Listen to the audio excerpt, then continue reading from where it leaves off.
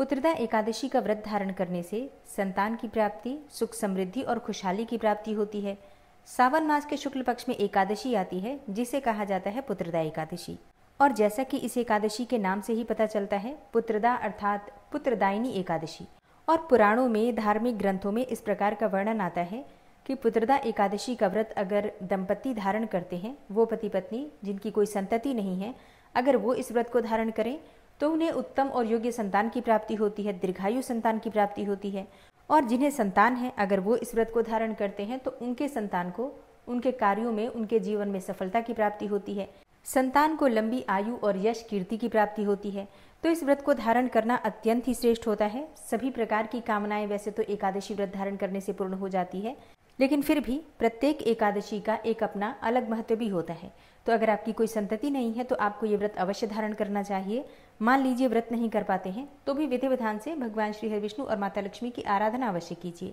तो आज की वीडियो में आप जानेंगे कि सावन मास की पुत्रदा एकादशी साल 2025 में कब है, एकादशी की तिथि कब प्रारंभ हो रही है, कब समाप्त हो रही है, व्रत हमें कब धारण करना है और पारण करने का यानी कि व्रत खोलने का शुभ मुहूर्त क्या है, और किस प्रकार से भगवान श्री हरि विष्णु की पूजा हमें करनी चाहिए, किन मंत्रों का जप करना चाहिए और कौन सा उपाय करने से समस्त प्रकार की कामनाएं पूर्ण होती हैं। तो वीडियो बहुत महत्वपूर्ण है, पूरा जरूर देख लीजिए। अच्छी लगे वीडियो तो लाइक भी जरूर कीजिए, क्योंकि आपके लाइक्स, आपके कमेंट्स मेरे लिए बहुत महत्वपूर्ण होते हैं। ये एकमात्र जरिया है जिनसे मुझे पता चलता है कि आपको ये वीडियो अच्छी लगती है और आपके लिए ये वीडियो उपयोगी है। तो अगर वीडियो अच्छी लगे तो लाइक तो जरूर ही किया कीजिए। सबसे पहले जानते हैं कि एकादशी की तिथि कब प्रारंभ हो रही है, कब समाप्त हो रही है और व्रत हमें कब धारण करना है।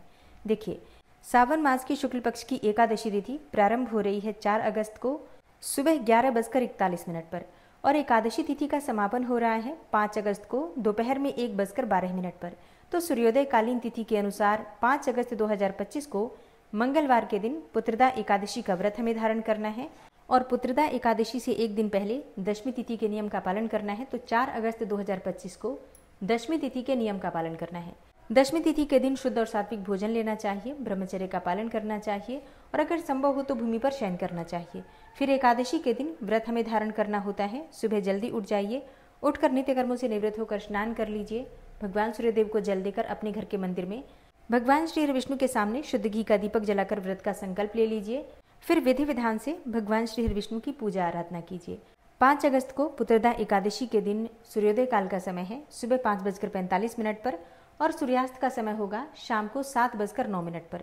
बात करें ब्रह्म मुहूर्त की तो सुबह 4 बजे से 5 बजे के बीच में ब्रह्म मुहूर्त का समय है। इस समय में आप स्नान कर सकते हैं और भगवान श्री विष्णु की विधि विधान से पूजा कर सकते हैं। बात करें अभिजीत मुहूर्त की, अभिजीत मुहूर्त दोपहर में 12 बजे से 12:54 तक रहेगा और राहु काल 3 बजे से 4:30 तक। 5 अगस्त को यानी कि पुत्रदा एकादशी के दिन रवि योग बन रहा है, जो कि बहुत महत्वपूर्ण होता है। इस दिन पूजा पाठ करने से, मंत्रों का जप करने से और भगवान श्री विष्णु की आराधना करने से आपकी पूजा का कई गुना फल प्राप्त होगा। तो 5:45 से सुबह 11:23 तक, मतलब सुबह 5:45 से सुबह 11:23 तक रवि योग है। शाम की पूजा का शुभ मुहूर्त आपको प्राप्त हो रहा है शाम को 7:09 से शाम को 7:30 तक। पुत्रदा एकादशी की संध्या काल में भगवान श्री हरि विष्णु के सामने शुद्ध घी का दीपक जलाकर और विधि विधान से भगवान श्री हरि विष्णु की पूजा करने से और रात्रि जागरण करने से, मतलब रात्रि में अखंड दीपदान कीजिए और भगवान श्री हरि विष्णु के सामने मंत्रों का जप कीजिए। आप किसी भी मंत्र का जप कर सकते हैं, लेकिन अगर आपकी संतान प्राप्ति की कामना है तो संतान गोपाल मंत्र का जप कीजिए, जैसे कि ओम देवकी सुत गोविंद वासुदेव जगतपते देहि मे तनयम कृष्णम त्वामहम शरणम गते। इस मंत्र का यथासंभव अधिक से अधिक संख्या में जप करने का प्रयास कीजिए। भगवान श्री हरि विष्णु की विशेष कृपा की प्राप्ति के लिए इस दिन आपको भगवत गीता का पाठ जरूर करना चाहिए। इसके अलावा विष्णु सहस्त्रनाम का पाठ कर सकते हैं, गजेंद्र मोक्ष का पाठ कर सकते हैं, कोई मंत्र जप कर सकते हैं जैसे कि ओम नमो भगवते वासुदेवाय या फिर ओम नमो नारायणाय। इस प्रकार से मंत्रों का जप आप कर सकते हैं, स्तोत्र का पाठ कर सकते हैं। रात्रि जागरण में आप कीर्तन कर सकते हैं, जैसे कि हरे कृष्ण कृष्ण कृष्ण हरे हरे, हरे राम राम राम हरे हरे। इस मंत्र का रात्रि में कीर्तन के स्वरूप में आप गान कर सकते हैं। रात्रि जागरण और अखंड दीप दान करने से पुत्रदा एकादशी का संपूर्ण फल आपको प्राप्त होगा और किसी भी कामना से आप व्रत धारण कर रहे हैं, सिर्फ पूजा कर रहे हैं, तो आपकी वो कामना पूर्ण हो जाती है। इस प्रकार से अखंड दीप दान करके रात्रि जागरण करने से, तो जितना समय हो सके रात्रि जागरण करने का प्रयास कीजिए, भजन कीर्तन करते हुए रात्रि जागरण करना सर्वाधिक श्रेष्ठ होता है। द्वादशी के दिन इस व्रत का पारण किया जाता है। तो द्वादशी के दिन प्रातःकाल जल्दी उठ जाइए, ब्रह्म मुहूर्त में उठ जाइए, उठकर नित्य कर्मों से निवृत्त होकर स्नान कर लीजिए, भगवान सूर्यदेव को जल दीजिए, फिर अपने घर के मंदिर में विधि विधान से भगवान श्री विष्णु की आराधना कीजिए, मंत्रों का जप कीजिए, भगवान श्री विष्णु की आरती कीजिए। इसके बाद शुद्ध और सात्विक भोजन बनाकर भगवान श्री विष्णु को भोग अर्पित कीजिए और फिर किसी ब्राह्मण को भोजन कराकर स्वयं भी आप शुभ मुहूर्त में अपना व्रत खोल सकते हैं, व्रत का पारण कर सकते हैं। बात करें व्रत के पारण के शुभ मुहूर्त के बारे में तो देखिए, एकादशी व्रत का पारण हम करते हैं द्वादशी तिथि में और द्वादशी तिथि प्रारंभ हो रही है 5 अगस्त को दोपहर में 1:12 पर और द्वादशी तिथि के समापन का समय है 6 अगस्त 2025 को दोपहर में 2:08 पर। तो व्रत का पारण हमें कब करना है? देखिए, पुत्रदा एकादशी व्रत के पारण का शुभ मुहूर्त आपको प्राप्त हो रहा है 6 अगस्त 2025 को सुबह 5:45 से सुबह 8:26 तक। इस समय में आप अपना व्रत खोल सकते हैं, व्रत का पारण कर सकते हैं।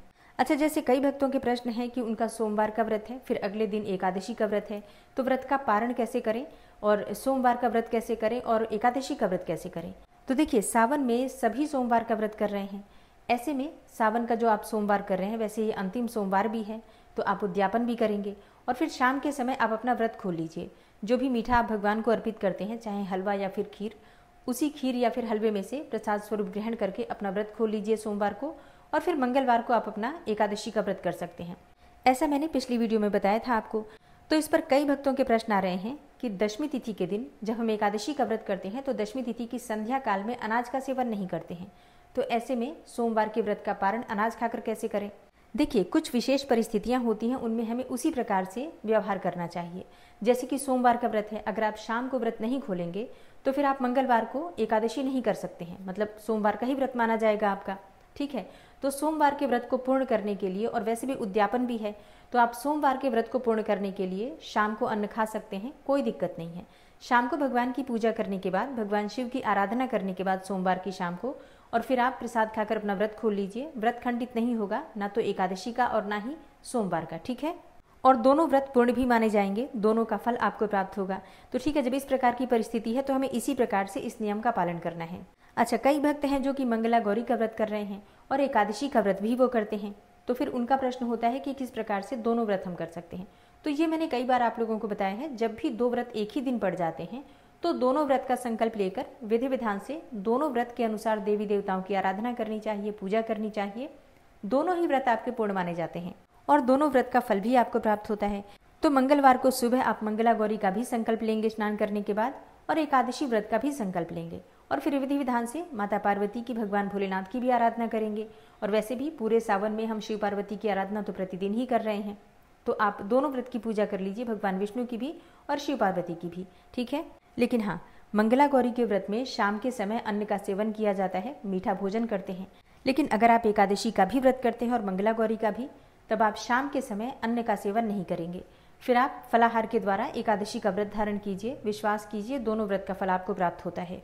तो दोस्तों, ये है आज की वीडियो। उम्मीद करती हूँ आपके लिए उपयोगी होगी। अगर वीडियो अच्छी लगी हो तो लाइक कीजिए, संभव हो तो वीडियो को ज़्यादा से ज़्यादा शेयर कीजिए।